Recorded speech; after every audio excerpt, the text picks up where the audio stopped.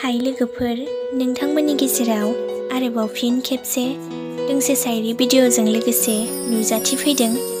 शायरीखौ दैथायहरदों बिथां कनक Narzary, district Kokrajhar, village कारिगाव हालदैबारि।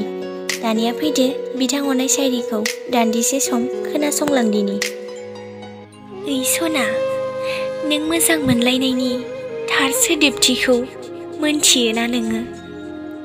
आंलाय सानदोंमोन जिउनि दिङाखौ गोरलैयैनो जावलांनो, नाथाय बेसेदि गोब्राब हेंथा गैयालासेनो जावलांदोंमोन आं।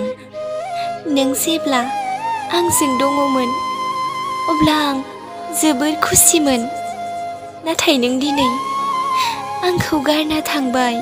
दिनै मानो नों आंखौ गोदाव सोराव खालामलांखो?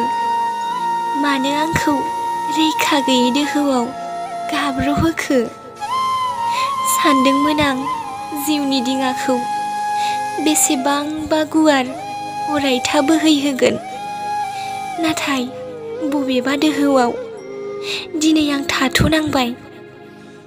दुखु जारलायासो आंखौ साग्लोबबाय। आंहा नोंनि अनगा गुबुन रावबो गैयामोन। आं दाबो नोंखौ गोसोखांनानै मोदै हुगारो।